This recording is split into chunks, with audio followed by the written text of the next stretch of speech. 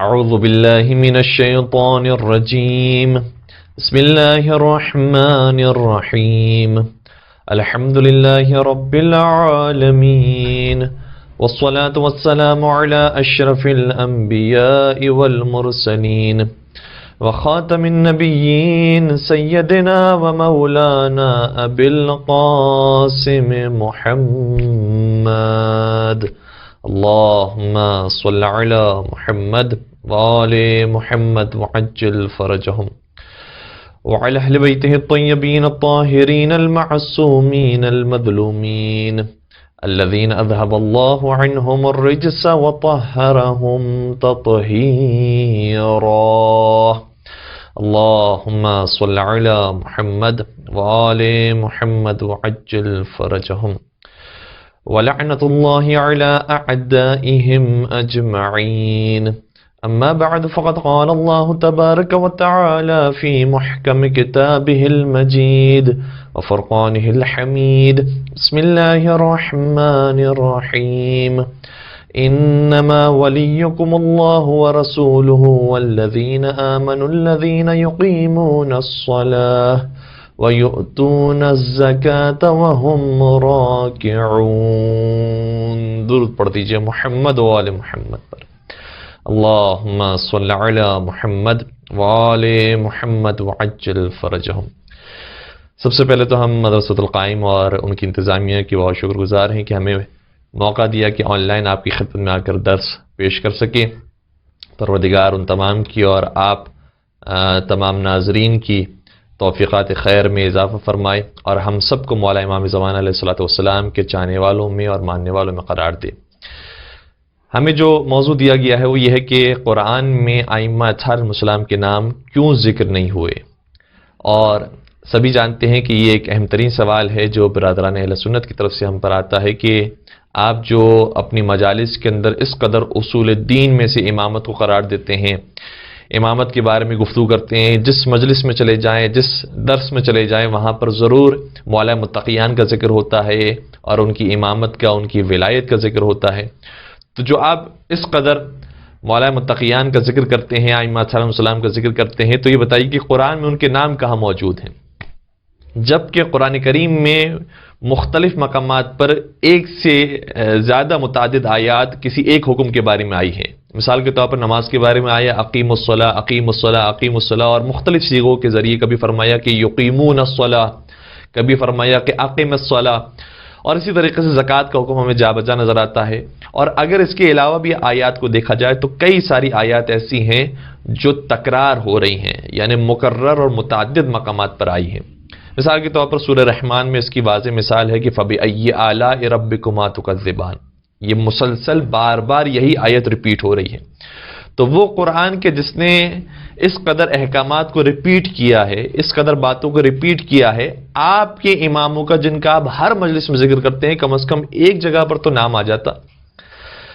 یہ سوال بہرحال برادران اہل سنت کی طرف سے ہم پر آتا ہے اور مختلف انداز سے عوام الناس بھی اس کے جوابات دیتے رہتی ہے اور علماء کرام بھی اس کے جوابات دیتے ہیں.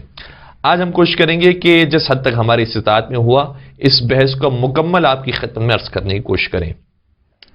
دیکھیں، سب سے پہلی اور بنیادی بات اور سب سے پہلا ہمارا جواب اس سوال کے جواب میں یہ ہونا چاہیے. جوابات بہت سارے ہیں اور یہ بھی مناظرے کے اندر یا گفتگو کے اندر بات بتائی جاتی ہے کہ جو سوال کرنے والا ہے اس کے مزاج اور موقع محل کی مناسبت سے جواب دیا جائے. تو ضروری نہیں ہے کہ جو ہم نے پہلے جواب دیا ہے وہی آپ سب سے پہلے جواب دیں. ہو سکتا ہے کہ جو ہم بعد میں جواب دینے والے ہوں وہ آپ پہلے جواب دے دیں. تو مختلف جوابات اس کے ہو سکتے ہیں اور ہمیں دیکھنا چاہیے کہ سوال کرنے والا کس نوعیت سے آ کر سوال کر رہا ہے. سمجھنے کے لیے سوال کر رہا ہے، ہم پر کوئی حملہ کرنا ہے، یعنی اس کو ایک اعتراضات کی بھوچاڑ کر دینی ہے اور ہمیں پھنسانے کے لیے یہ بات کہہ رہا ہے، اور مختلف طریقے اور مختلف نوعیت ہو سکتی ہے اس سوال کی. تو ہم سب سے پہلا جواب یہ دینا مناسب سمجھیں گے کہ جو عام طور پر اگر دیا جائے تو سب سے زیادہ قانع کنندہ ہوگا. وہ یہ ہے کہ آپ نے کہا کہ قرآن مجید میں ائمہ علیہم السلام کا ذکر کہاں ہوا ہے، مولا علی کا ذکر کہاں ہوا ہے، ان کا نام کہاں بیان ہوا ہے. تو ہم یہ عرض کریں گے کہ قرآن مجید میں کہاں کہاں ان کا ذکر نہیں ہوا ہے. اور یہ ہمارا جملہ نہیں ہے، خود برادران اہل سنت کی بڑے بڑے علماء کہتے ہیں کہ قرآن مجید کی کم از کم 300 آیات مولا متقیان کی شان میں نازل ہوئی ہیں. تو وہ علی کے جن کا ذکر 300 آیات کے اندر بار بار آیا ہے، آپ کہہ رہے ہیں کہ ان کا ذکر کہاں آیا؟ ان کا ذکر تو سورہ الحمد سے لے کر آخری سورہ تک اور آخری پارے تک آپ کو ہر جگہ پر ملے گا. اور اس بات کی تائید کے لیے ہم کچھ اقوال آپ کی خدمت بیان کریں گے کہ کہیں ایسا نہ ہو کہ لوگ یہ سمجھے کہ انہوں نے کوئی ہوا میں بات کہہ دی ہے. تو ہم چند ایک اقوال برادران اہل سنت کی کتاب سے عرض کر رہے ہیں. سب سے پہلے ایک بہت بڑے عالم اہل سنت خطیب بغدادی، جنہوں نے اپنی کتاب تاریخ بغداد جلد نمبر 6 صفحہ نمبر 221 کے اندر اس روایت کو لکھا ہے کہ حضرت ابن عباس یہ بیان فرماتے ہیں کہ نزلت فی علی 300 آیت، علی ابن ابی طالب صلی اللہ علیہ وسلم کی شان میں 300 آیتیں نازل ہوئی ہیں. اور 300 آیتیں نہ کسی صحابی کے بارے میں، نہ کسی زوجہ رسول کے بارے میں، اور نہ کسی اور کے بارے میں آئی ہیں کہ جتنی آیات مولا متقیان کی شان میں آئی ہیں. یہ ایک روایت. دوسری روایت ایک اور دوسرے عالم اہل سنت کی کتاب سے شواہد التنزیل میں علامہ حسکانی یہ لکھتے ہیں، جو حنفی عالم دین ہیں، اور اس کتاب کی جلد نمبر 1 صفحہ نمبر 55 پر یہ روایت موجود ہے. جناب ابن ابی لیلہ عبد الرحمن بن ابن ابی لیلہ یہ فرماتے ہیں کہ لقد نزلت فی علی 80 آیتا صفوا فی کتاب اللہ ما یشرکہ فیما فیہا احد من هذه الامہ. فرماتے ہیں کہ حضرت علی ابن ابی طالب صلی اللہ علیہ وسلم کی شان میں 80 آیتیں ایسی نازل ہوئی ہیں کہ جس میں کوئی اور دوسرا شریک ہی نہیں ہے، کوئی دوسرا شریک نہیں ہے، صرف اور صرف اس کے واحد مصداق حضرت علی مرتضی علیہ الصلوۃ والسلام ہے. جیسے کہ وہ آیت جو میں نے سرنامہ کلام میں آپ کی پیش کی، اور انشاءاللہ اس کی ہم مزید وضاحت بھی کریں گے. تو 80 آیتیں تو وہ ہیں کہ جس میں صرف اور صرف مولا کائنات مراد ہیں، اور کوئی دوسری ہستی اور کوئی اور دوسرا شخص مراد نہیں ہے. اور اگر زیادہ دیگر آیات کو دیکھا جائے تو ان آیات کے اندر بھی مولا کائنات بھی شامل ہیں، اور سب سے زیادہ بڑے مصداق مولا کائنات ہیں، اور اس کے علاوہ دیگر افراد بھی ممکن ہے کہ اس آیت میں شامل ہوں. جیسے کہ آیہ مباہلہ کے اندر دیگر ہستیاں بھی ہیں اور مولا متقیان کا ذکر بھی ہے.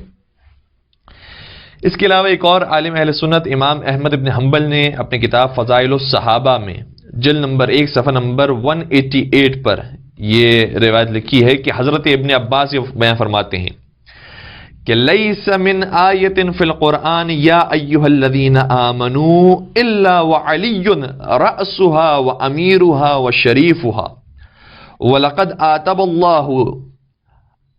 آتب اللہ اصحاب محمد علیہ السلام فی القرآن وما ذکر علی الا بخیر. فرماتے ہیں کہ حضرت ابن عباس کا جملہ ہے، کہتے ہیں کہ قرآن کریم میں یا ایھا الذین آمنوا جب جب آیا ہے تو کہتے ہیں کہ یہ اس سے مراد ہو ہی نہیں سکتا مومنین کے بارے میں جب تک کہ مومنین کے سردار علی کا ذکر نہ آئے. یا ایھا الذین آمنوا میں مومنین کا ذکر نہیں ہو سکتا مگر یہ کہ ان کے جو سید سردار ہیں وہ علی ہیں، ان کے امیر علی ہیں، ان کے رئیس علی ہیں. اور پھر آگے جملہ بڑا عجیب ارشاد فرماتے کہتے ہیں کہ وَلَقَدْ آتَبَ اللَّهُ أَصْحَابَ مُحَمَّدٍ، اور پروردگار عالم نے نبی اکرم کے باقی اصحاب کے اوپر مذمت کی ہے، انہیں ملامت کیا ہے قرآن کریم میں. وَمَا ذَكَرَ عَلِيًّا إِلَّا بِخَيْرٍ، لیکن جب جب علی مرتضیٰ کا ذکر قرآن کریم میں آیا ہے تو وہ خیر کے علاوہ کبھی کسی اور بارے میں نہیں آیا. تو مولا متقیان کے ہمیشہ فضائل، مولا متقیان کے ہمیشہ مناقب، مولا متقیان کی ہمیشہ شان کا ذکر قرآن کریم میں پروردگار عالم نے جا بجا بیان فرمایا ہے. اور یہ کوئی شیعہ عالم دین، کوئی شیعہ ذاکر نہیں ہے جو یہ بات پڑھ رہا ہے مجلس کے اندر، بلکہ ایک اہل سنت عالم دین ہے. اور امام احمد ابن حنبل نے اپنی کتاب میں اس روایت کو لکھا ہے، اور بیان کرنے والے ایک بہت جلیل القدر صحابی جناب ابن عباس ہیں، جو کہتے ہیں کہ علی مرتضیٰ کا جب بھی ذکر ہوا ہے تو قرآن میں ہمیشہ خیر اور نیکی کے ساتھ ہوا ہے، جبکہ باقی جو اصحاب ہیں ان کا کہیں نہ کہیں ان کی مذمت کی گئی ہے. تو سب سے پہلی بات تو یہ ہے کہ جو لوگ کہتے ہیں کہ قرآن میں مولا علی کا نام نہیں ہے، تو نام نہ ہو لیکن مولا علی کا ذکر قرآن مجید میں بہت سے مقامات پر ہے، اور 300 آیتیں، یہ کوئی معمولی بات نہیں ہے. ایک آیت بھی کسی کی شان میں نازل ہو جائے تو اس کی تو نسلیں سنور جائیں، اور یہاں مولا متقیان کی شان میں 300 سے زیادہ آیتیں نازل ہوئی ہیں. دوسری بات یہ کہ جو لوگ یہ کہتے ہیں کہ چلیں آپ نے کہا کہ ان کی شان میں نازل ہوئی ہے، تو کیا خدا ان کا نام ذکر نہیں کر سکتا تھا؟ ان کا نام بیان کر دیتا، علی ابن ابی طالب تمہارے امام ہوں گے، علی ابن ابی طالب پیغمبر کے وصی، پیغمبر کے جانشین ہوں گے، تو ہمارے لیے معاملہ بہت آسان ہو جاتا. تو ان سے پہلے تو ہم یہ عرض کریں گے کہ ایک آیت قرآن مجید کی ایسی بھی ہے جس میں باقاعدہ یہی بیان کیا گیا ہے کہ علی تمہارے امیر ہیں، علی تمہارے امام ہیں، علی تمہارے مولا ہیں. وہ کون سی آیت ہے؟ سورہ مائدہ کی آیت نمبر 55. کیا ارشاد ہوتا ہے؟ ارشاد یہ ہوتا ہے کہ انما ولیکم اللہ ورسولہ والذین آمنوا الذین یقیمون الصلاۃ ویؤتون الزکاۃ وہم راکعون. تمہارا ولی اور مولا اللہ ہے اور اس کا رسول ہے. اور یہاں پر جو تیسری جو کیٹیگری ہے اور تیسری جو شخصیت کا تعارف ہو رہا ہے، میں اس سے پہلے ایک اور لفظ کا بھی ترجمہ پیش کر دوں. آیت کا آغاز اس طرح سے ہو رہا ہے کہ انما ولیکم اللہ، صرف اور صرف تمہارا مولا اللہ ہے، تمہارا آقا اللہ ہے، تمہارا سب کچھ تمہیں دینے والا صاحب اختیار اللہ ہے. انما، صرف اور صرف. پھر آگے بیان ہوا اور صرف تمہارا مولا رسول خدا صلی اللہ علیہ وآلہ وسلم ہے. اور پھر تمہارا مولا صرف اور صرف کون ہے؟ والذین آمنوا الذین یقیمون الصلاۃ ویؤتون الزکاۃ وہم راکعون. اور وہ صاحبان ایمان تمہارے مولا ہیں جو نماز قائم کرتے ہیں اور حالت رکوع میں زکوٰۃ ادا کرتے ہیں. سب سے پہلی بات تو یہ ہے کہ جو لوگ اس ترجمے کو سننے کے بعد شاید ذہن میں خیال آئے گا کہ یہاں پر تو جمع کا صیغہ استعمال ہوا ہے کہ تمہارے مولا وہ سب ہستیاں ہیں کہ جو صاحبان ایمان ہیں، نماز قائم کرتے ہیں اور حالت رکوع میں زکوٰۃ ادا کرتے ہیں. تو ان کے لیے ہم عرض کریں کہ ہم ابھی صرف مولا متقیان پر ڈسکس کر رہے ہیں، ورنہ اگر باقی ائمہ پر ڈسکشن کیا جائے تو یہ آیت ان کے اوپر بھی اطلاق ہو سکتی ہے. دوسری بات یہ ہے کہ کئی سارے مقامات پر پروردگار عالم نے جمع کا صیغہ استعمال کیا ہے، لیکن وہاں پر مراد ایک خاص فرد ہوتا ہے، خاص شخص ہوتا ہے، اور علماء کرام نے ان آیات کو جمع کیا ہے. 50 سے زیادہ آیات اس حوالے سے موجود ہیں کہ جس میں ایک فرد کا ذکر ہو رہا ہے لیکن جمع کا صیغہ استعمال کیا گیا ہے. اور سب سے ایک آسان مثال جو ہمارے بچوں کے ذہنوں میں بیٹھ جائے گی وہ آیے مباہلہ کی مثال ہے. آیے مباہلہ میں کیا ارشاد ہوتا ہے کہ فَقُلْ تَعَالَوْا نَدْعُ أَبْنَاءَنَا وَأَبْنَاءَكُمْ وَنِسَاءَنَا وَنِسَاءَكُمْ وَأَنفُسَنَا وَأَنفُسَكُمْ. کہ اے رسول ان کو مباہلہ کے لیے بلایا جائے اور ان کو بلاؤ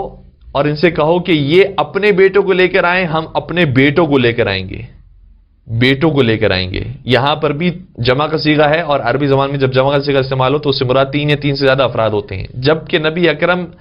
بیٹوں میں لے کر گئے ہیں تو 3 بیٹوں کو لے کر نہیں گئے، صرف 2 بیٹے جو علی اور زہرا سلام اللہ علیہ کے بیٹے ہیں ان کو لے کر گئے ہیں، جن کا نام حضرت امام حسن مجتبی اور حضرت امام حسین علیہ السلام ہے. تو بیٹوں کے اندر امام حسن، امام حسین علیہ السلام کو. پھر آگے ارشاد ہوا وَنِسَاءَنَا وَنِسَاءَكُمْ، ہم اپنی عورتوں کو لے کر آئیں گے، تم اپنی عورتوں کو لے کر آؤ. تو قرآن میں تو تھا کہ ہم اپنی عورتوں کو لے کر آئیں گے، تو نبی اکرم کو قرآن کریم کی بظاہر آیت کے مطابق عمل کرتے ہوئے 3 یا 3 سے زیادہ عورتوں کو لے کر جانا چاہیے، لیکن نہیں. نبی اکرم جانتے ہیں کہ کبھی کبھار جمع کا صیغہ استعمال ہوتا ہے لیکن اس سے مراد واحد ہوتا ہے، اس کا مصداق ایک ہی شخص بن سکتا ہے. اس لیے یہاں پر بھی حضرت فاطمہ زہرا سلام اللہ علیہا کو نساءنا کی منزل پر نبی اکرم لے کر گئے. اور پھر آگے اگر آیت کو دیکھا جائے وَأَنفُسَنَا وَأَنفُسَكُمْ، ہم اپنے نفسوں کو لے کر آئیں گے، تم اپنے نفسوں کو لے کر آؤ، ہم اپنی جانوں کو لے کر آئیں گے، تم اپنی جانوں کو لے کر آؤ. تو جان رسول اکرم کے مقام پر اگر کوئی ہستی آئی ہے تو وہ حضرت علی مرتضیٰ علیہ السلام کی ہستی ہے. تو یہاں پر بھی تھا کہ جانوں کو لے کر آؤ، تو نبی اکرم کی جانیں یقیناً صحابہ کی تمنا یہ ہے کہ وہ جان رسول اکرم ہو جائیں، لیکن رسول اکرم نے بتایا ہے کہ میری جان اگر حقیقت میں کوئی بن سکتا ہے تو وہ صرف اور صرف حضرت علی مرتضیٰ بن سکتے ہیں. تو اس آیت سے ہمیں سمجھ میں آیا کہ کبھی کبھار جمع کا صیغہ قرآن کریم میں استعمال ہوتا ہے لیکن کوئی اور مصداق اس کا ممکن ہی نہیں ہے سوائے ایک شخصیت کے. اس لیے مصداق میں اگر دیکھا جائے تو وہ ایک ہی شخصیت مراد ہوتی ہے. اور شاید جمع کا صیغہ اس لیے بھی استعمال ہوتا ہے تاکہ لوگ یہ نہ کہیں کہ ہمارے لیے تو میدان ہی پروردگار نے بند کر دیا، ہمارے لیے تو مجال ہی پروردگار نے بند کر دیا، ہمارے لیے تو میدان اور پروردگار نے ہمارے لیے گنجائش ہی ختم کر دی. کہا نہیں، ہم نے گنجائش رکھی تھی لیکن اس معیار پر کوئی آ ہی نہیں سکتا سوائے ان ہستیوں کے. اسی طریقے سے آئے ولایت کے اندر انما ولیکم اللہ ورسولہ والذین آمنوا الذین یقیمون الصلاۃ ویؤتون الزکاۃ وہم راکعون. تو یہاں پر بھی جمع کا صیغہ استعمال ہو رہا ہے، لیکن پروردگار بتانا یہ چاہ رہا ہے کہ جمع کا صیغہ ہم استعمال کرنے کے باوجود ہم جانتے ہیں کہ اس معیار پر کوئی اور آ ہی نہیں سکتا سوائے حضرت علی مرتضیٰ علیہ الصلوۃ والسلام کی. تو اس آیت کے اندر بطور خاص وضاحت کے ساتھ یہ آ گیا کہ تمہارا ولی اور تمہارا مولا کون ہے جس نے حالت رکوع میں زکوٰۃ ادا کی ہے. اور ایسا نہیں ہے کہ یہ ہماری کتابوں کے اندر اور شیعہ تفاسیر کے اندر یہ موجود ہے کہ اس آیت سے مراد حضرت علی ہیں، ورنہ اگر ہم دیگر تفاسیر کو دیکھیں تو شاید وہاں پر کسی اور کا نام مل جائے، وہاں پر کوئی اور زکوٰۃ دینے والا ہو، کوئی اور حالت رکوع میں صدقہ دینے والا ہو. کوئی اور روایت نہیں ملتی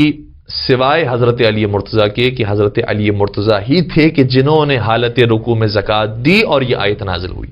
ہم چند علماء اہل سنت کی کتابوں کے نام آپ کی خدمت میں ذکر کر رہے ہیں تاکہ اندازہ ہو کہ ہماری بات مستحکم اور مستند بات ہے. اور صرف ہم آپ کی خدمت میں اب نام پیش کر رہے ہیں، ورنہ مکمل حوالے اگر آپ چاہیں تو بعد میں ہم مکمل حوالے بھی آپ کی خدمت میں پیش کر سکتے ہیں. اس آیت کی ذیل میں جنہوں نے لکھا ہے کہ اس آیت سے مراد مولا متقیان ہے اور مولا متقیان کی شان میں آیت نازل ہوئی، اس میں تفسیر طبری کے اندر یہ روایت موجود ہے، تفسیر ابن ابی حاتم کے اندر روایت موجود ہے. روح المعانی میں علامہ آلوسی نے، جو جدید علماء میں سے ایک بہت بڑے عالم دین ہیں، علامہ آلوسی نے اس بات کو لکھا ہے کہ اکثر روایتیں یہی کہتی ہیں کہ یہ آیت حضرت علی مرتضیٰ کی شان میں آئی ہے. اور اس کے بعد بھی جو ہم آپ کی خدمت میں حوالے پیش کر رہے ہیں اس میں صرف روایت بیان نہیں کی گئی ہے بلکہ باقاعدہ علماء اہل سنت نے لکھا ہے کہ اتفاق ہے تمام علماء کا اور تمام محدثین کا اور تمام مفسرین کا کہ یہ آیت نازل ہوئی ہے تو حضرت علی مرتضیٰ کی شان میں نازل ہوئی ہے. وہ کون کون سے علماء کرام ہیں؟ یہ تقریباً تمام ہی علماء کرام وہ ہیں کہ جنہوں نے علم عقائد میں اور علم کلام میں کام کیا ہے، یعنی اہل سنت کے جو عقائد کے ایکسپرٹس ہیں ان کے نزدیک یہ آیت نازل ہوئی ہے تو حضرت علی مرتضیٰ کی شان میں نازل ہوئی ہے. وہ کون سے علماء ہیں؟ قاضی عز الدین ایجی، بہت بڑے عالم اہل سنت، جو علم عقائد پر انہوں نے کتاب لکھی المواقف فی علم الکلام، اس میں انہوں نے اس بات کو ذکر کیا ہے. شرح المقاصد فی علم الکلام میں علامہ تفتازانی نے، سعد الدین تفتازانی نے اس بات کو لکھا ہے کہ یہ آیت بے اتفاق علماء حدیث اور علماء تفسیر حضرت علی کی شان میں نازل ہوئی ہے. اسی طریقے سے شرح تجرید الاعتقاد میں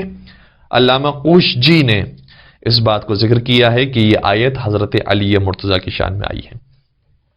اچھا، یہاں تک پہنچنے کے بعد پھر سوال وہی آئے گا کہ کیا ہی بہتر ہوتا کہ خدا نام کو استعمال کر لیتا، ان اوصاف کو جو بیان کیا ہے اس اوصاف کی بجائے یہ لکھ دیتا کہ تمہارا ولی اللہ ہے، اس کا رسول ہے، اور علی ابن ابی طالب تمہارے ولی اور تمہارے آقا ہیں. تو ان حضرات کے لیے ہم یہ عرض کریں کہ دیکھیں، بات اگر اتنی سادہ ہوتی تو یقین پروردگار اسی سادگی کے ساتھ بیان فرماتا، لیکن آپ جانتے ہیں کہ انسان جو شریف دکھائی دیتا ہے وہ کبھی کبھار اتنا شریف ہوتا نہیں ہے. وہ یہ کہہ تو رہا ہوتا ہے کہ نام آ جاتا تو میں مان لیتا، لیکن کتنے ہی مقامات ایسے ہیں کہ جہاں پر نام آیا ہے، ذکر آیا ہے، لیکن لوگ ماننے کے لیے تیار نہیں تھے. میں انشاءاللہ اس کی مثالیں بھی آپ کی خدمت بیان کروں گا، لیکن اس بات کو میں تھوڑی سی وضاحت کے لیے ایک جملہ عرض کرنا چاہوں گا. وہ یہ ہے کہ فرض کریں کہ اگر کسی مفکر سے، کسی دانشور سے، یا کسی بھی شخص سے، ایک عام انسان سے بھی سوال یہ ہوتا ہے کہ آپ کے سب سے فیوریٹ شاعر کون سے ہیں، آپ کے پسندیدہ شاعر کون سے ہیں، آپ کو سب سے اچھے شاعر کون سے لگتے ہیں، اور اگر وہ سامنے سے جواب میں یہ کہے کہ میرا پسندیدہ شاعر وہ ہے کہ جو شاعر مشرق ہے، میرا پسندیدہ شاعر وہ ہے کہ جس نے شکوہ اور جواب شکوہ لکھی ہے، میرا پسندیدہ شاعر وہ ہے کہ جس نے پاکستان کے آزادی کا خیال پیش کیا تھا، یہ ساری باتیں اگر بیان کی جا رہی ہیں تو خود بخود ہمارا ذہن ایک ہی ہستی کی طرف مائل ہو جاتا ہے اور ہمیں سمجھ میں آنے لگتا ہے کہ کس ذات کی اور کس شخص کی بات کی جا رہی. چاہے آپ پھر نام نہ بھی لیں کہ ان کا پورا نام کیا تھا، ان کا اصلی نام کیا تھا، لیکن آپ نے صرف یہ کہہ دیا کہ میرا پسندیدہ شاعر شاعر مشرق ہے. میرا پسندیدہ شاعر وہ ہے کہ جو بانگ درا کا مؤلف ہے، اور بانگ درا جس نے لکھی ہے صاحب بانگ درا ہے، یا صاحب جواب شکوہ اور جواب شکوہ ہے. تو بس اتنا ہی کہنا کافی ہے کہ آپ کا اس کا مطلب پسندیدہ شاعر علامہ ڈاکٹر اقبال ہیں. پھر یہ کہنے کی ضرورت نہیں ہے. اور یہ تو میں نے ایک بہت سادہ سی مثال دی. اگر آپ معاملہ ایک سیاسی معاملہ سمجھیں، اور سیاسی معاملہ بھی ایک حکومتی معاملہ ہو جس میں جانتے ہوں کہ ایک شخص جو حکمران ہے اس کے بعد اب یہ حکومت کسی اور کو ملنے والی ہے، ٹرانسفر ہونے والی ہے، تو یہ معاملہ اتنا آسان نہیں ہوتا. اگر نام بہت واضح اور آشکار طریقے سے پیش کر دیا جائے تو کبھی کبھار بڑے بڑے فسادات اور فتنے ہو جاتے ہیں. اور ایک چھوٹی سی روایت کا بس میں اشارہ پیش کروں اور بات کو پھر آگے بڑھا دوں کہ چھٹے سرکار حضرت امام جعفر صادق علیہ الصلوۃ والسلام کو جب شہید کیا گیا تو منصور دوان کے ملعون نے، جس نے شہید کیا تھا، اس نے یہ کہا کہ جا کر چیک کرو کہ جعفر صادق نے اپنا نائب اور جانشین کس کو بنایا ہے اور کس کے نام پر وصیت لکھی ہے، اور جو بھی وصی ہو ان کا اسے بھی شہید کر دینا، قتل کر دینا. جب حاکم مدینہ پہنچا اور معلوم کیا کہ جعفر صادق نے وصیت میں کس کا نام لکھا ہے کہ میرے بعد میرا جانشین کون ہے، تو کیا دیکھا کہ سب سے پہلے نام لکھا تھا منصور دوانقی کا، پھر نام لکھا تھا اسی حاکم مدینہ کا، ظاہراً سلیمان اس کا نام تھا، پھر نام جناب حمیدہ خاتون کا بھی لکھا تھا، اور پھر عبداللہ افتحی کا نام بھی تھا، اور پھر حضرت امام موسیٰ کاظم علیہ الصلوۃ والسلام کا نام بھی تھا. تو امام جعفر صادق علیہ الصلوۃ والسلام جانتے ہیں کہ یہ جو حکومتی کام ہوتے ہیں اور اپنا جانشین بنانا ہوتا ہے، یہ کبھی کبھار بہت فتنہ فساد کو اپنے ساتھ لے کر آتا ہے. اس لیے اگر اپنے نائب کی جان بچانا ہو، اپنے اوصیاء کی جان بچانا ہو، تو ہر جگہ پر صراحت نہیں کی جاتی. عقل مندوں کو اشارہ دے دیا جاتا ہے جس سے سمجھ جاتے ہیں کہ ان کے بعد ان کا جانشین کون ہے اور امام کون ہوگا. تو جس طریقے سے چھٹے سرکار کے زمانے میں ہمیں یہ حساسیت نظر آتی ہے کہ یہ معاملات اتنے آسان نہیں ہوتے، یہی حساسیت ہر زمانے موجود تھی، بالخصوص نبی اکرم حضرت محمد مصطفیٰ صلی اللہ علیہ وآلہ وسلم کے زمانے میں، کہ انہوں نے بہت سارے مقامات پر اشارے ضرور دیے ہیں اور اکثر مقامات پر یہ وضاحت کے ساتھ بیان فرمایا کہ میرے بعد میرا جانشین کون ہے، میرا خلیفہ کون ہے، نائب کون ہے. لیکن جو مولا کائنات کے بعد کا سلسلہ ہے، وہ اگر مثال کے طور پر پورے قرآن کریم میں ان کے نام ایک ساتھ آ جاتے کہ سب سے پہلے امام علی ابن ابی طالب ہوں گے، پھر حسن ابن علی ہوں گے، پھر حسین ابن علی ہوں گے، پھر علی ابن الحسین ہوں گے، پھر محمد ابن علی ہوں گے، اور اسی طریقے سے آخر تک امام آ جاتے، تو مجھے بتائیے کہ جو دشمنان اسلام ہیں، کیا وہ آسانی سے انہیں تلاش کر کے پھر سب سے پہلے شہید نہیں کر دیتے؟ سب سے پہلے انہی کو ڈھونڈا جاتا کہ جو اسلام کے محافظ ہیں، ان کو سب سے پہلے قتل کر دیا جائے، شہید کر دیا جائے، تاکہ اسلام کا شیرازہ بکھر جائے. تو دشمنان اسلام کے لیے تو کام اور آسان ہو جاتا اگر یہ نام قرآن کریم میں آ جاتے. اس لیے دشمنان اسلام کے شر سے بچانے کے لیے ائمہ صاحب اسلام کے اسماء حسنہ کو اور اسماء گرامی کو قرآن کریم میں نہیں ذکر کیا گیا، لیکن جو اوصاف بیان کیے گئے ہیں اگر ان اوصاف کو تلاش کیا جائے تو کسی اور ذات میں نہیں ملیں گے سوائے علی اور اولاد علی کے جو ائمہ صاحب والسلام ہیں. اور اس بات کی اگر حساسیت کو تھوڑا سا اور میں آپ کی خدمت کروں تو اس طرح سے ہوگا کہ پیغمبر اکرم نے یہ بیان فرمایا تھا کہ ایک میرا آخری جانشین ہوگا کہ جس کا نام مہدی ہوگا علیہ الصلوۃ والسلام، جو مہدی آخر الزمان کہلائے جاتے ہیں. وہ جب آئیں گے تو پوری دنیا میں عدل و انصاف قائم کریں گے اور ان کی حکومت عالمی حکومت ہوگی، ان کی حکومت پوری دنیا پر ہوگی. تو نبی اکرم نے قرآن کریم کی آیت بھی نہیں ہے، ان کا نام مبارک ذکر نہیں ہے، صرف نبی اکرم نے چند ایک مقامات پر امام مہدی علیہ الصلوۃ والسلام کا تعارف کروایا اور اس طرح سے بتایا کہ جب وہ آئیں گے تو عدل و انصاف کی حکومت ہوگی، ہر جگہ پر خوشحالی ہوگی، اور ان کی حکومت پوری دنیا میں قائم ہوگی جو الہی حکومت ہوگی۔ تو آپ خود انصاف سے بتائیے کہ نام گرچہ قرآن میں نہیں بھی آیا تھا، روایات کے اندر آیا تھا، لیکن کتنے جھوٹے دعوے دار اور کتنے جھوٹے مہدی پیدا ہوئے، اور انہوں نے کہا کہ ہم وہی مہدی ہیں جو آخر الزمان میں آنے والے تھے، اور ہماری پوری الہی حکومت ہونی چاہیے، عالمی حکومت ہونی چاہیے، اور ہم عدل و انصاف قائم کرنے کے لیے آئے ہیں۔ تو جب روایات میں نام آ جاتا ہے تب اتنی حساسیت بڑھ جاتی ہے، اور جھوٹے دعوے دار بھی پیدا ہو جاتے ہیں۔ دوسری طرف سے جو اصلی امام زمان علیہ السلام کی ولادت ہے اس کو روکنے کی کوشش کی جاتی ہے، اور اتنے مسائل پیدا ہو جاتے ہیں۔ تو اگر 12 کے 12 ائمہ کے نام آ جاتے تو کتنے حالات سنگین بن جاتے، اور کتنا قتل و غارت گری ہو رہا ہوتا اس سلسلے کے اندر، اور ائمہ علیہ السلام کی جان کو خطرہ ہوتا۔ تو اس لیے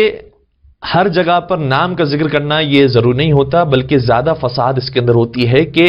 اشاروں کے اندر، کنایوں کے اندر اور اوصاف کے ساتھ بات کی جائے تاکہ سمجھدار افراد سمجھ جائیں کہ حق کہاں پر ہے۔ اور یہ عربی زبان کے اندر بھی محاورہ استعمال ہوتا ہے، اور ہر زبان کے اندر کسی نہ کسی طریقے سے استعمال ہوتا ہے کہ الکنایہ ابلغ من التصریح، کنایے سے بات کرنا یہ زیادہ بلیغ ہوتا ہے، زیادہ فصیح ہوتا ہے، اور زیادہ بات کو پہنچانے والا ہوتا ہے صراحت کرنے سے۔ بات کو اگر صراحت کے ساتھ پیش کر دیا جائے تو وہ فصاحت و بلاغت نہیں ہوتی کہ جو کنایے کے اندر فصاحت و بلاغت ہوتی ہے۔ اس لیے پروردگار عالم نے قرآن کریم میں ائمہ علیہم السلام کے اسماء گرامی کو بیان نہیں کیا کہ جو فصاحت و بلاغت ہے وہ باقی رہے، اور جو پہنچنے والے ہیں وہ حق تک آسانی کے ساتھ پہنچ جائیں۔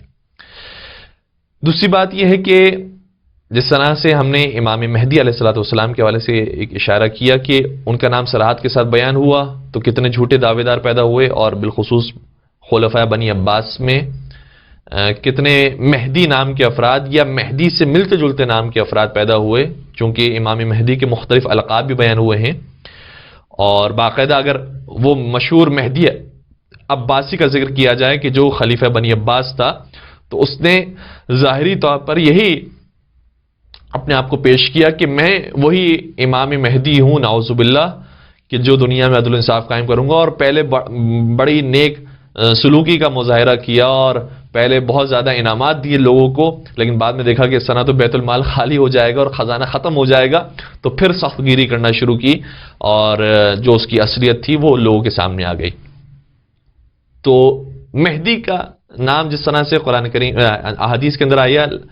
اسی طریقے سے ایک اور نام بھی ہے احادیث مبارکہ کے اندر آیا، لیکن دیکھیں کہ احادیث میں آنے کے باوجود بھی لوگوں نے کوئی پرواہ نہیں کی اس نام کی۔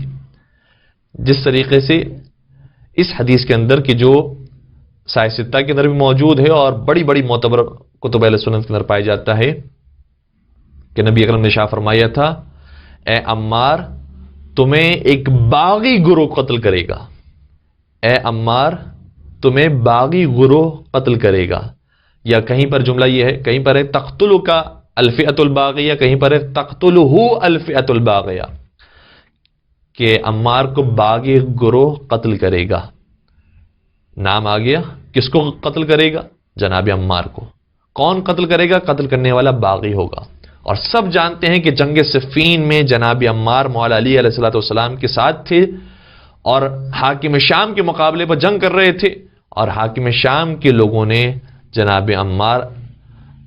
علیہ السلام کو رضی اللہ عنہ کو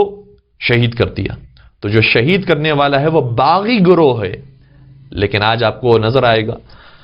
کہ انہی کی کتابوں میں احادیث موجود ہے، لیکن ان کی تعریف کر رہے ہیں، ان کے نام پر قصیدے بنائے جا رہے ہیں، منقبتیں ہو رہی ہیں، اور بڑے بڑے القابات دیے جا رہے ہیں، کبھی امیر کا لقب، کبھی خال المومنین کا لقب، اور کبھی کاتب وحی کا لقب، جبکہ نبی اکرم نے، رسول صادق نے فرمایا تھا کہ الفئۃ الباغیہ، یہ باغی گروہ ہوگا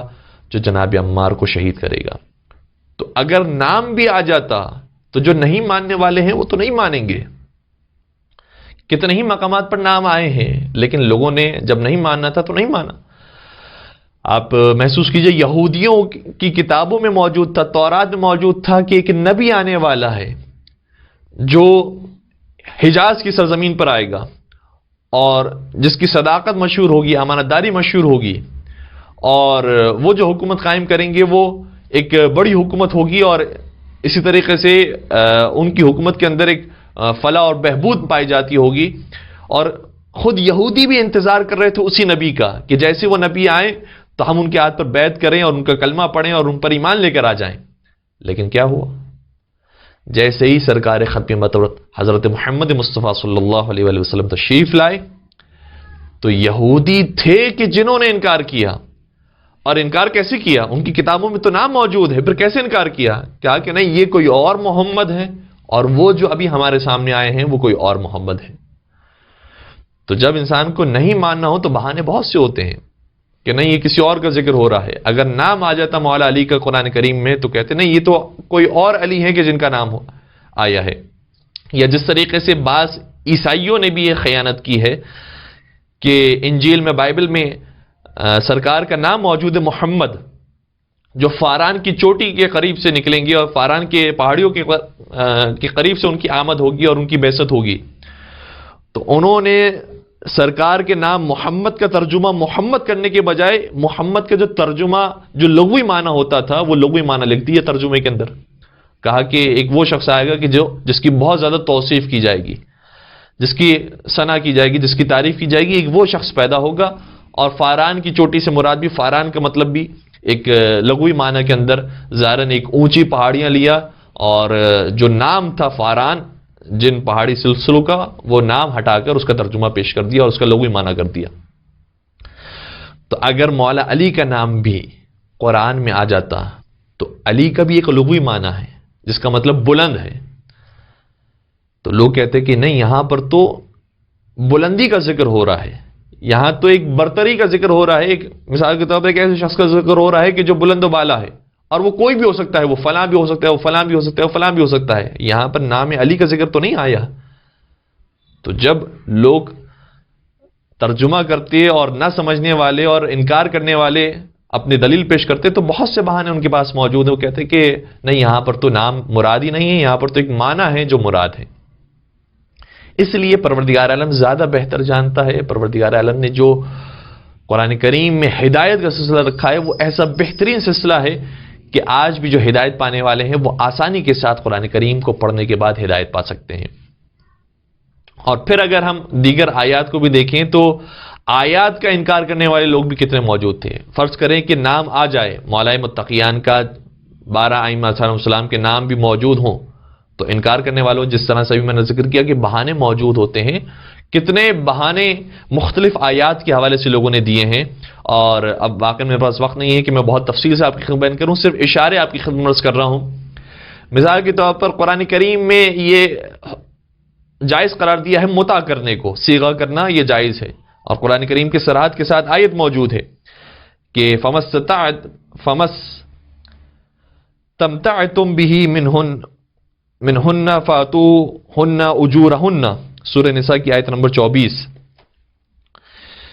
کہ تم متع کرو اور جو ان کا مہر ہے ان کو ادا کرو. تو متع کا حکم قرآن کریم میں آیا ہے، لفظ متع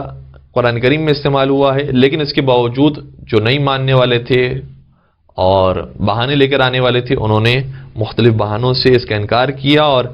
ایسی صراحت کے ساتھ انکار کیا. میں آپ کی خدمت میں ایک صحیح بخاری ہی کی حدیث پیش کروں جس میں عمران بن حسین نامی ایک شخص یہ بیان کرتا ہے. وہ کہتے ہیں کہ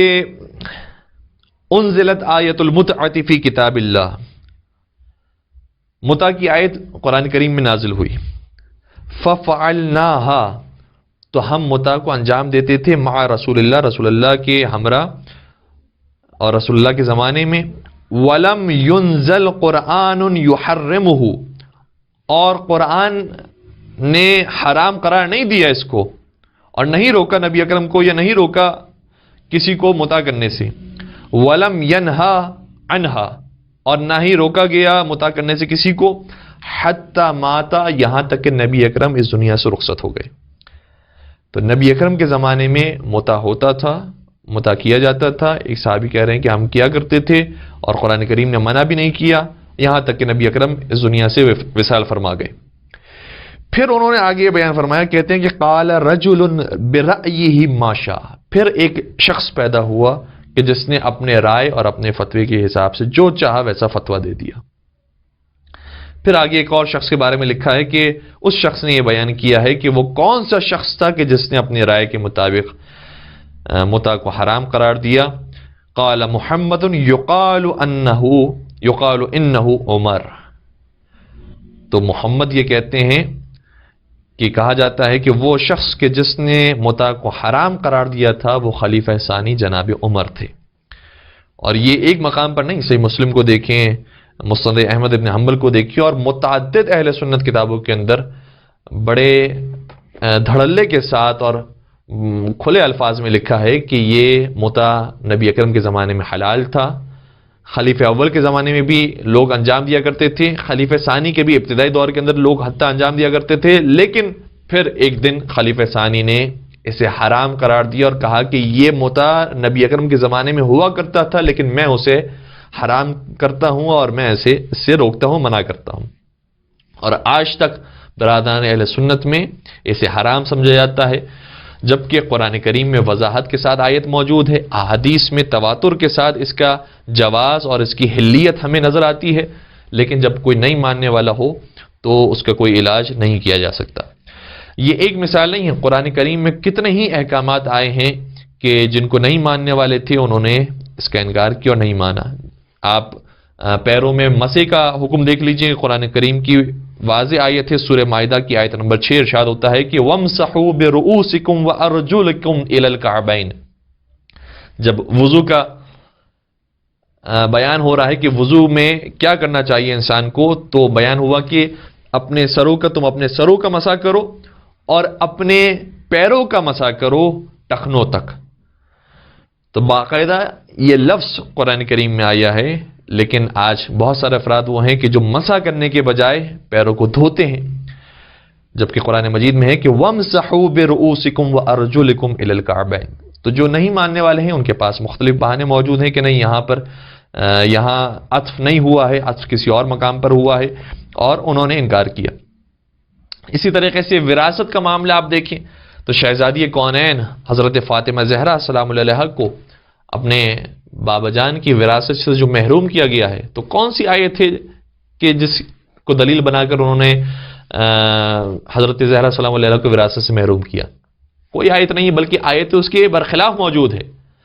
آیتوں کے اندر تو یہ ہے کہ ایک نبی دوسرے نبی کا وارث بنتا ہے، وَوَرِثَ سُلَيْمَانُ دَاوُودَ، حضرت سلیمان علیہ السلام حضرت داؤد علیہ السلام کے وارث بنے۔ تو باقاعدہ قرآن کریم میں وراثت کا لفظ آیا ہے، وارث کا لفظ آیا ہے، لیکن اس کے باوجود جو انکار کرنے والے ان کا کہ نہیں، نبی کبھی بھی نہ وارث بنتے ہیں نہ وارث بناتے ہیں، جبکہ یہاں پر اس آیت میں نبی وارث بن بھی رہے ہیں، وارث بنا بھی رہے ہیں۔ اور اسی طریقے سے متعدد آیات، اور وراثت کے موضوع پر جو متعدد آیات ہیں، چونکہ ایک مستقل موضوع ہے جو عام طور پر ایام فاطمہ بیان ہوتا ہے، انشاءاللہ بعد میں فرصت ہوئی تو اسے ہم تفصیل سے ہی بیان کریں گے۔ اس کے علاوہ خمس جو قرآن مجید میں واضح آیت موجود ہے کہ وَاعْلَمُوا أَنَّمَا غَنِمْتُم مِّن شَيْءٍ فَأَنَّ لِلَّهِ خُمُسَهُ وَلِلرَّسُولِ وَلِذِي الْقُرْبَى وَالْيَتَامَى وَالْمَسَاكِينِ وَابْنِ السَّبِيلِ، کہ جان لو کہ جو تم غنیمت حاصل کرتے ہو اور جو کمائی حاصل کرتے ہو، یہ ترجمہ بھی ہم شیعہ ترجمہ پیش نہیں کر رہے ہیں، کئی سارے بزرگان اہل سنت نے یہ ترجمہ لکھا ہے کہ جو کمائی حاصل ہوتی ہے، جو کسب و کار سے پیسے ملتے ہیں، فَأَنَّ لِلَّهِ خُمُسَهُ، تو اللہ کے لیے اس کا خمس نکال دو۔ تو خمس نکالنا قرآن کریم کے مطابق واجب ہے، لیکن دیکھیں کتنے ایسے ہیں کہ جو جانتے نہیں کہ خمس بھی کوئی عبادت ہے اور خمس بھی قرآن نے واجب قرار دیا ہے، اور زندگیاں گزر جاتی ہیں لیکن خمس نہیں نکالا، اور باقاعدہ بہت سارے لوگ اس کا انکار کرنے والے ہیں کہ نہیں، یہ خاص زمانے کے لیے آئی تھی اور آج کے زمانے میں یہ آیت امپلیمنٹ نہیں ہوتی، اور مختلف بہانوں سے خمس سے گریز کرنے والے لوگ موجود ہیں۔ تو حکم قرآنی ہے لیکن حکم قرآنی کی مخالفت کرنے والے لوگ موجود ہیں۔ تو اگر ائمہ علیہ السلام کے نام بھی آ جاتے اور ان کی امامت کا بھی باقاعدہ ذکر ہو بھی جاتا، تو بھی جو انکار کرنے والے ہیں ان کے پاس ہمیشہ راستے موجود ہوتے ہیں۔ اور پھر بات اگر توحید سے ہی شروع کی جائے تو قرآن کریم نے کتنے مقامات پر توحید کو بیان کیا ہے کہ وہ خدا کون ہے، اس کو پہچانو، اس کو سمجھو اور اس کی صفات کو جانو، اور کتنے مقامات پر آیا ہے کہ لیس کمثلہ شیء، اس کہ مثل کوئی چیز ممکن ہی نہیں ہے. تم جسم رکھتے ہو، تم سانس لیتے ہو، تم آنکھوں کے محتاج ہو دیکھنے کے لیے، تم کانوں کے محتاج ہو سننے کے لیے، تم بولنے کے لیے زبان کے محتاج ہو. وہ پروردگار کی ذات ایسی ہے کہ جو کسی اور چیز کی شبیہ نہیں ہے، وہ کسی اور چیز کی مثل نہیں ہے. لیس کمثلہ شیء، اس کی مثل اور کوئی چیز نہیں ہے. یہ قرآن کریم میں مسلسل اس بات کو بیان کیا گیا اور پیغام آیا. لیکن اس کے باوجود جو جسم خدا کے قائل تھے وہ قائل ہو گئے. انہوں نے کہا کہ بعض تو ایسے بھی ہیں کہ جو دنیا میں بھی جسم خدا کے قائل ہیں اور کہتے ہیں کہ ہر شب جمعہ پروردگار اپنا نعوذ باللہ اپنا پائے مبارک، اپنا پیر اس دنیا میں اتارتا ہے اور لوگوں کے اوپر اس کی رحمتیں نازل ہوتی ہے اس طریقے سے. اور اکثر لوگ یہ کہنے والے ہیں کہ اس دنیا میں تو ہم پروردگار کا دیدار نہیں کر سکتے، لیکن اس دنیا میں جانے کے بعد پروردگار کا دیدار ہوگا اور خدا کسی مجسم صورت کے اندر ہمیں نظر آئے گا، جس طریقے سے ایک عام انسان دکھائی دیتا ہے. تو کتنے مقامات پر خدا کا تعارف ہو رہا ہے، خدا کی پہچان کروائی جا رہی ہے، خدا کی معرفت کروائی جا رہی ہے. لیکن جو نہیں سمجھنے والا ہے اور خدا کی توحید کو بھی صحیح طرح سے کسب کرنے والا نہیں ہے، وہ نہیں سمجھا اور مختلف چیزیں پروردگار کے حوالے سے بنا لی گئیں. اور پھر اگر ہم نبوت کی بات کریں تو نبی اکرم کو معصوم قرار دیا گیا ہے، خطا سے محفوظ قرار دیا گیا ہے. ما ينطق عن الهوى ان هو الا وحی یوحی، وہ کوئی کلام نہیں کرتے مگر یہ کہ وحی الہی کے مطابق. لیکن کتنے لوگ ایسے ہیں کہ جنہوں نے ایسی روایات پر اکتفا کیا ہے اور یہ کہا ہے کہ نہیں، روایت کے اندر فلاں مقام پر آیا ہے کہ نبی اکرم سے سہو ہو گیا،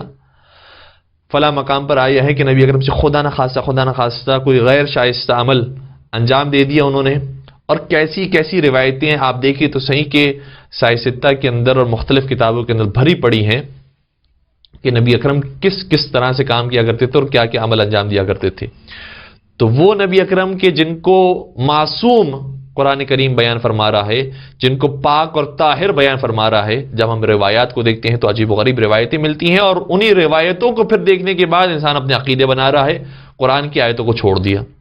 تو اگر قرآن کی آیتوں میں نام آ بھی جاتے تو جہاں اور مشکلات ہیں وہاں یہ مشکل بھی ہو جاتی کہ لوگ ان آیات کا انکار کرنے والے ہوتی اور مختلف بہانوں سے کہتے کہ نہیں، یہاں پر فلاں شخصیت مراد نہیں ہے، فلاں شخصیت مراد ہے. آپ ان کا بھی حسب و نسب دیکھیں تو وہی حسب و نسب ہے کہ جو قرآن کریم میں بیان ہوا ہے. اور پھر دیگر شخصیات پیدا ہو جاتی ہیں کہ جن کو لوگ جھوٹے امام بنا لیتے. پھر ایک آخری جواب اور بات کو مکمل کریں. دیکھیں، ہم نے جو بات شروع کی تھی وہ یہ تھی کہ قرآن کریم میں نام اگر ذکر نہیں ہے تو دیکھیں کہاں کہاں ذکر مولا کائنات موجود نہیں ہے. بہت سارے مقامات پر 300 سے زیادہ مقام پر موجود ہیں. دوسری بات یہ ہے کہ خود قرآن کریم میں آیات بھی موجود ہیں کہ جس کے اندر ذکر ہوا ہے کہ مولا متقیان تمہارے سرپرست، تمہارے والی، تمہارے وارث، تمہارے حاکم مولا متقیان ہے، جس طریقے سے آئے ولایت کے اندر آیا. اور پھر اگر آیات غدیر کو دیکھا جائے تو مزید اور اس کے اندر استحکام پیدا ہوتا ہے کہ مولا متقیان ہی وہ ہیں کہ جن کی ولایت کا اور جن کی امامت کا اعلان غدیر خم کے میدان پر کیا گیا ہے. سورہ مائدہ کی آیت نمبر 3 میں یہ ارشاد ہوتا ہے کہ الیوم اکملت لکم دینکم واتممت علیکم نعمتی ورضیت لکم الاسلام دینا. سورہ مائدہ کی آیت نمبر 67 کے اندر ارشاد ہوتا ہے کہ یا ایھا الرسول بلغ ما انزل الیک من ربک فان لم تفعل فما بلغت رسالته واللہ یعصمک من الناس. اے رسول وہ حکم پہنچا دیجئے کہ جو آپ پر پہلے ہی نازل کیا جا چکا ہے، اور اگر آپ نے یہ حکم نہیں پہنچایا تو آپ نے رسالت کا کوئی عمل انجام نہیں دیا اور پروردگار آپ کو لوگوں کے شر سے بچانے والا ہے. تو یہ کون سا ایسا حکم تھا کہ جس میں اتنے خطرات بھی ہیں اور خدا کی طرف سے اتنا جلالانہ انداز بھی ہے کہ اگر آپ نے یہ حکم نہیں پہنچایا تو کوئی رسالت کا کام انجام نہیں دیا، کوئی آپ نے نماز کو نہیں پہنچایا، زکوٰۃ کو نہیں پہنچایا، خمس کو نہیں پہنچایا، حج کو نہیں پہنچایا، آپ نے کتنے ہی اعمال انجام دیے، وہ سب کے سب ہم سمجھیں گے کہ جیسے رائے گاہ چلے گئے اگر آپ نے یہ حکم نہیں پہنچایا. تو یہ کون سا حکم ایسا ہے کہ جو اتنا زیادہ اہمیت رکھتا ہے جتنی کسی اور حکم کی اہمیت نہیں ہے. تو خود کتب اہل سنت کے اندر بھی روایات موجود ہیں. ہم آپ کو بہت مختصراً عرض کر رہے ہیں، ورنہ یہ ایک مکمل موضوع ہے کہ آیات غدیر ہی کافی ہیں مولا متقیان کی ولایت کو ثابت کرنے کے لیے۔ وہ علماء اہل سنت کی جنہوں نے آیے غدیر یعنی پہلے آیے تبلیغ کے حوالے سے عرض کریں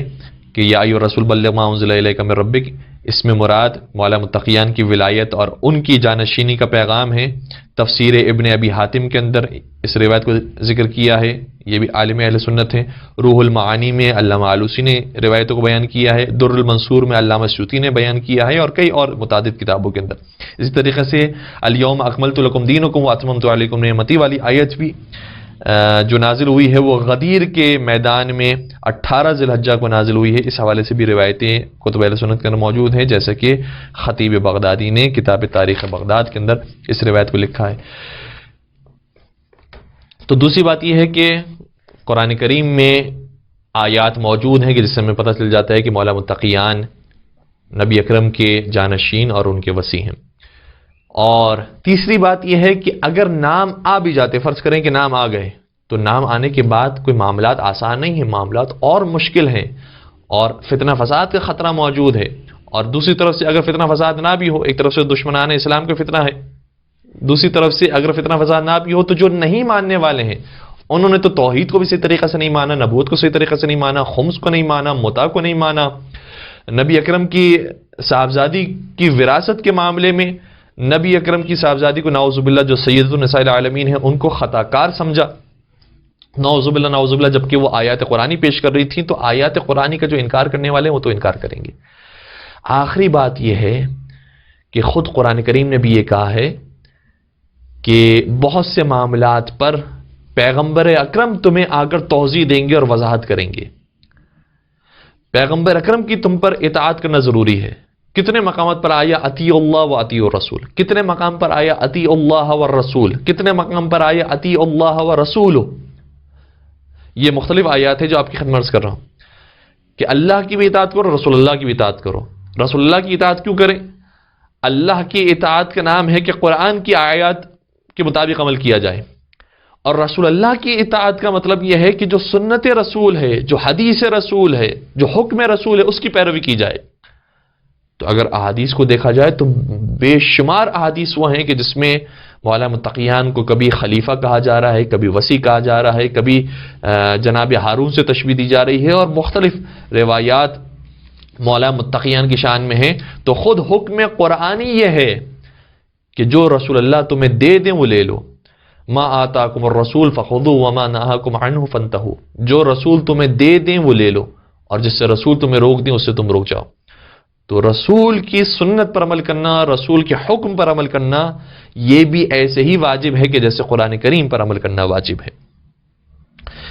اس حوالے سے ہم 2-3 آیات آپ کی خدمت عرض کریں۔ سورہ نحل سورہ نمبر 16 آیت نمبر 44 کے اندر ارشاد ہوتا ہے وَأَنزَلْنَا إِلَيْكَ الذِّكْرَ لِتُبَيِّنَ لِلنَّاسِ مَا نُزِّلَ إِلَيْهِمْ وَلَعَلَّهُمْ يَتَفَكَّرُونَ،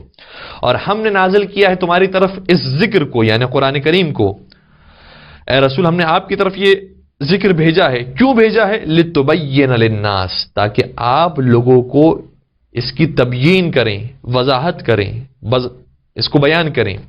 ما نزل الیہم، جو ان کی طرف نازل کیا گیا ہے، ولعلہم یتفکرون، اور امید یہ ہے کہ یہ غور و فکر کریں گے۔ دوسری آیت سورہ نحل ہی کی آیت نمبر 64 کے اندر ارشاد ہوتا ہے وما انزلنا علیک الکتاب الا لتبین لهم الذی اختلفوا فیہ، اور ہم نے نازل نہیں کیا ہے اے حبیب آپ کے اوپر اس کتاب کو مگر یہ کہ آپ بیان کریں ان لوگوں کے لیے۔ کس چیز کو بیان کریں؟ آگے فرمایا جا رہا ہے الذی اختلفوا فیہ، اس چیز کی آپ وضاحت کر دیں جس میں یہ لوگ اختلاف کا شکار ہو رہے ہیں۔ تو اگر خلافت کے جانشینی کے معاملے میں لوگ اختلاف کا شکار ہو رہے ہیں تو ہمیں کس کی طرف رجوع کرنا ہے؟ حکم رسول کی طرف، احادیث رسول کی طرف رجوع کرنا ہے۔ اور پھر متعدد آیات کے اندر پیغمبر اکرم کی طرف رجوع کرنے کا حکم دیا گیا ہے قل ان کنتم تحبون اللہ فاتبعونی یحببکم اللہ ویغفر لکم ذنوبکم واللہ غفور رحیم۔ اے رسول آپ فرما دیجئے کہ اگر تم اللہ سے محبت کرتے ہو تو فاتبعونی، تم میری پیروی کرو، میرا اتباع کرو۔ تو نبی اکرم کا اتباع کرنا یہ واجب ہے، جو حکم رسول ہے گویا وہ حکم خدا ہے،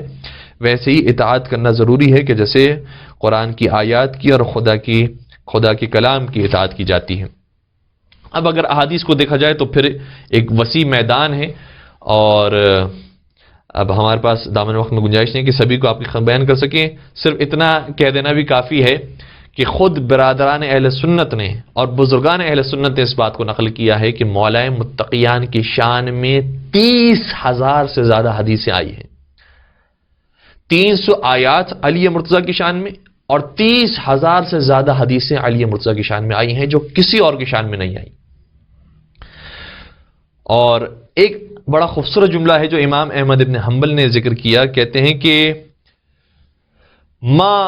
نزل لأحد من اصحاب رسول اللہ من الفضائل الصحہ ما نزل یا ما رویہ، معاف کیجیے گا، ما رویہ لأحد من اصحاب رسول اللہ صلی اللہ علیہ وآلہ من الفضائل الصحہ ما رویہ لعلی ابن ابی طالب۔ صحیح فضائل جو صحیح سند کے ساتھ ہم تک پہنچے ہوں، امام احمد بن حنبل کہتے ہیں کہ کسی اور صحابی کی اور کسی اور اصحاب نبی کے ہم تک صحیح فضائل نہیں پہنچے ہیں اور نقل نہیں ہوئے ہیں جتنے صحیح فضائل علی مرتضیٰ علیہ الصلوۃ والسلام کے نقل ہوئے ہیں۔ عجیب بات یہ ہے کہ لوگ دشمن تھے مولا علی کے، ممبروں سے لعنت بھیجی جا رہی ہے، اور کئی سالوں تک یہ سلسلہ جاری رکھا گیا ہے۔ مولا کائنات کے فضائل لکھنے پر پابندی ہے، لکھنے والوں کو کبھی زندان میں ڈالا جاتا ہے، کبھی قتل کر دیا جاتا ہے، اور جو چاہنے والے ہیں، ان کے ماننے والے ہیں، ان کے اوپر مختلف قسم کی تکلیفیں اور اذیتیں ہیں۔ یہ ایک طویل عرصے تک سلسلہ قائم رہا، یہاں تک کہ خود مولا کے جو بیٹے اور صاحبزادے ہیں مولا امام حسین علیہ السلام، ان کو کربلا میں شہید کر دیا گیا، اور لوگوں نے، مسلمانوں نے پرواہ نہیں کیا اور مسلمانوں نے انہیں شہید کر دیا۔ وہ علی کے جو اتنی مظلومیت کے ساتھ زندگی گزارتے رہے اور ان کے فضائل کو اتنا مٹایا گیا ہے اور اتنا بگاڑا گیا ہے، لیکن اس کے باوجود امام احمد بن حنبل یہ کہتے ہیں کہ جتنے صحیح فضائل علی مرتضیٰ کے آئے ہیں اتنے کسی اور کے صحیح فضائل نقل نہیں ہوئے ہیں۔ یعنی اس کا مطلب یہ ہوا کہ دوسروں کے فضائل کتابوں میں لکھے گئے ہیں لیکن وہ صحیح نہیں ہیں، وہ ضعیف روایتیں ہیں یا وہ جعلی اور موضوع روایتیں ہیں جو کتابوں کے اندر موجود ہیں۔ اب ہم چند ایک روایات کو آپ کی خدمت عرض کر دیتے ہیں۔ بہت مشہور حدیث جو سائے ستہ کے اندر بھی موجود ہے کہ انی تارک فیکم الثقلین کتاب اللہ و عطرتی اہل بیتی ما ان تمسکتم بہما لن تضلوا بعدی ابدا، کہ نبی اکرم ارشاد فرما کے گئے تھے کہ میں تمہارے درمیان دو چیزیں چھوڑ کر جا رہا ہوں، ایک اللہ کی کتاب ہے اور دوسرے میرے اہل بیت میری عطرت ہیں، تم ان دونوں سے وابستہ رہنا، اور جب تک تم ان دونوں سے وابستہ رہو گے تو کبھی گمراہ نہیں ہوگے۔ پھر سائے ستہ کے اندر یہ روایت بھی موجود ہے کہ یا علی انت منی بمنزلت ہارون من موسیٰ الا انہ لا نبی بعدی، اے علی تمہاری مثال میرے لیے ویسی ہے کہ جیسی جناب ہارون کی مثال جناب موسیٰ علیہ السلام کے لیے تھی، مگر یہ کہ میرے بعد کوئی نبی نہیں آئے گا، یعنی باقی تم میرے وزیر ہوگے، میرے وصی ہوگے، میرے جانشین ہوگے، جو اوصاف اور جو خصوصیات جناب ہارون کو حاصل تھی وہ تمہیں بھی حاصل ہوگی۔ پھر ایک اور خوبصورت روایت آپ کی خدمت عرض کروں، گرچہ تھوڑی سی طولانی ہو جائے گی، وہ آیت جو سورہ شعراء کی آیت ہے اور ابتدائی آیات میں سے ایک آیت ہے جو نبی اکرم پر نازل ہوئی تھی، وَأَنذِرْ عَشِيرَتَكَ الْأَقْرَبِينَ، اے حبیب اب تم اپنے رشتہ داروں کو جو قریبی رشتہ دار ہیں ان کو جمع کرو اور انہیں انذار کرو، انہیں ڈراؤ، یعنی پیغام دین اسلام ان تک بھی پہنچاؤ۔ تو تاریخ طبری کے اندر یہ روایت موجود ہے، مسند احمد ابن حنبل کے اندر یہ روایت ہے، خصائص نسائی کے اندر یہ روایت ہے، کفایت الطالب کے اندر گنجی شافعی نے اس روایت کو لکھا ہے، اور بہت سارے دیگر علماء اہل سنت نے اس روایت کو ذکر کیا ہے، کہیں کہیں الفاظ مختلف ہیں لیکن پیغام ایک ہے۔ نبی اکرم نے دعوت ذو العشیرہ کا انعقاد کیا اور جناب ابو طالب علیہ الصلوۃ والسلام کے گھر پر یہ دعوت منعقد کی گئی تھی، اور وہاں کھڑے ہو کر نبی اکرم نے ارشاد فرمایا کہ یا بنی عبد المطلب، اے عبد المطلب کی اولاد، انی واللہ ما اعلم شابا فی العرب جاء قومه بافضل مما جئناکم به۔ نبی اکرم شاہ فرماتے ہیں کہ خدا کی قسم میں کسی عربی جوان کو نہیں جانتا ہوں جو اپنی قوم کے لیے مجھ سے زیادہ بہتر بات پیش کرے جو میں تمہارے لیے لے کر آیا ہوں۔ انی قد جئتکم بخیر الدنیا والآخرہ، میں تمہارے سامنے دنیا اور آخرت کا خیر لے کر آیا ہوں۔ اور پھر آگے شاہ فرمایا وَقَدْ أَمَرَنِيَ اللَّهُ أَنْ أَدْعُو إِلَيْهِ، اور پروردگار نے مجھے حکم دیا ہے کہ میں تمہیں اس کی طرف دعوت دوں۔ فَأَيُّكُمْ يُوَارِزُنِي عَلَى هَذَا الْأَمْرِ عَلَى أَنْ يَكُونَ أَخِي وَخَلِيفَتِي فِيكُمْ، تو تم میں سے کون ہے جو میری مدد کرے تاکہ میں اسے اپنا بھائی بنا لوں اور اپنے بعد اپنا خلیفہ قرار دوں۔ تاریخ طبری کے جملے یہ ہیں، تو کوئی اور کھڑا نہیں ہوا سوائے حضرت علی مرتضیٰ کے، اور 3 مرتبہ یہی کام ہوا کہ صرف حضرت علی مرتضیٰ لبیک یا رسول اللہ، لبیک یا رسول اللہ کہتے رہے۔ تو نبی اکرم نے ارشاد فرمایا کہ ان ھذا اخی ووصی وخلیفتی فیکم فاسمعوا له واطیعوا، فرمایا تو یہی میرا بھائی ہے، علی ہی میرے بھائی ہیں، علی ہی میرے بعد میرے وصی ہیں، اور علی ہی میرے خلیفہ ہیں۔ فاسمعوا له، تو اس کی بات سنو اور اس کی اطاعت کرو۔ اللہ اکبر۔ اور پھر جب لوگ اٹھے ہیں اس محفل سے، تو حتیٰ روایت کا جملہ یہ ہے کہ جناب ابو طالب سے مخاطب ہو کر بعض کفاران قریش نے یہ کہا کہ اے ابو طالب، اب تم اپنے بیٹے کی اتباع کرنا اور تم اپنے بیٹے کی اطاعت کرنا۔ اور اس جملے سے یہ بھی پتہ چل گیا کہ خود حضرت ابو طالب بھی نبی اکرم کی بات پر ایمان لانے والے تھے، اسی لیے تو ابو طالب سے کہا کہ آپ اب اپنے بیٹے کی بات کی پیروی کرنا اور ان کی اطاعت کرنا، کیونکہ نبی اکرم کے جو وارث اور جانشین ہیں وہ حضرت علی مرتضیٰ علیہ الصلوۃ والسلام ہوں۔ اور پھر متعدد روایات، من کنت مولاہ فہذا علی مولا علی منی وانا منہ، علی مع الحق والحق مع علی یدور حیث ما دار، علی مع القرآن والقرآن مع علی۔ اور پھر اگر ایک خوبصورت سی روایت کی بات کی جائے تو پھر اس کے لیے مکمل ایک نشست کی ضرورت ہوگی کہ نبی اکرم نے یہ بھی بیان فرمایا تھا کہ میرے بعد 12 جانشین ہوں گے، اور ان کے نام کیا ہوں گے یہ بھی نبی اکرم نے بیان فرمایا تھا۔ اور اس کا اشارہ بھی صحیح بخاری کے اندر متعدد مقامات پر موجود ہے، صحیح مسلم کے اندر متعدد مقامات پر موجود ہے۔ اور ایک روایت کے جملہ ہم آپ کی خدمت میں عرض کر رہے ہیں کہ نبی اکرم نے ارشاد فرمایا تھا کہ یکون 12 امیرا، صحیح بخاری کے جملے یہ ہیں کہ نبی اکرم نے فرمایا کہ میرے 12 امیر ہوں گے، 12 امیر ہوں گے، اور کہیں پر آیا ہے کہ یہ دین اپنے صحیح مقام پر قائم رہے گا جب تک کہ یہ 12 افراد اس دین کی باغدوڑ سنبھالیں گے اور حکومت کرتے رہیں گے۔ اور 12 کا ذکر احادیث کے اندر متعدد مقامات پر آیا ہے۔ ہم بس ایک کتاب کا حوالہ آپ کی خدمت بیان کر رہے ہیں، فضائل الخمسہ میں فیروز آبادی صاحب نے ان تمام فضائل کو جمع کیا ہے، اور یہ ساری روایات کتب اہل سنت کے اندر موجود ہیں کہ جو مولا متقیان کی شان میں آئی ہیں۔ اپنی بات کو آج کی حد تک ہم یہیں پر مکمل کرتے ہیں، اور صرف ایک سوال ہم چھوٹا سا اپنے برادران اہل سنت کے لیے چھوڑ کر جا رہے ہیں کہ جس طریقے سے ولایت اور امامت حضرت امیر المومنین کا ذکر قرآن اور کتب اہل سنت کی روایات کے اندر پایا جاتا ہے، کیا خلیفہ اول کی خلافت اور ان کی ولایت اور امامت کے اوپر بھی قرآن اور احادیث کے اندر اسی طریقے سے دلیلیں موجود ہیں؟ یہ سوال ان کے لیے انشاءاللہ غور طلب ہوگا، اور پروردگار سے دعا کرتے ہیں کہ پروردگار سبھی کو وصی رسول کی حقیقی معرفت حاصل کرنے کی توفیق عطا فرمائے، ان کی محبت اور ان سے عقیدت رکھنے کی ہمیشہ ہمیں توفیق عطا فرمائے، اور ہماری نسلوں کے اندر محبت محمد و آل محمد کو جاری و ساری فرمائے، اور قائم آل محمد حضرت حجت بن الحسن کے ظہور میں تعجیل فرمائے، اور ان کے عاشقین و محبین میں ہم سب کا نام شامل فرمائے۔ ربنا تقبل منا انك انت السميع العليم وتب علينا انك انت التواب الرحيم برحمتك يا ارحم الراحمين۔